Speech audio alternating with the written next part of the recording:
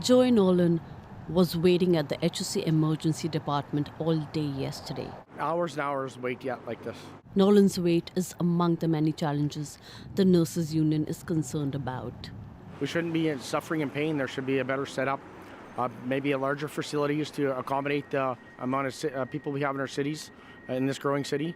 This past weekend, a nurse posted a message on social media which stated, "The HSC's adult ER is drowning as wait times recently hit more than 30 hours, and some patients were left unmonitored in hallways." The union president, Darlene Jackson, says the HSC ER saw a higher than average number of critical patients. So that post actually came from a nurse who messaged in and said, somebody please tell the Minister of Health, tell the government, tell our employers, tell somebody, we need help here.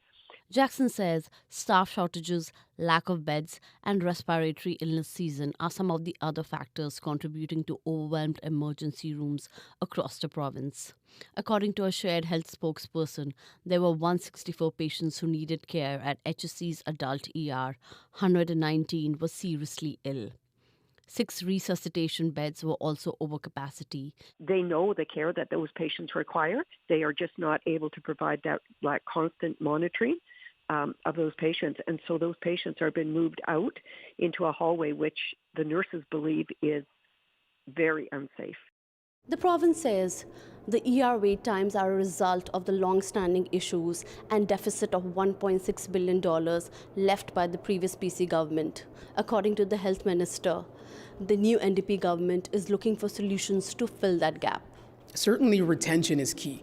It's probably our top priority in terms of healthcare human resource is retaining the healthcare expertise that we have working in our healthcare system, keeping our system afloat and functioning.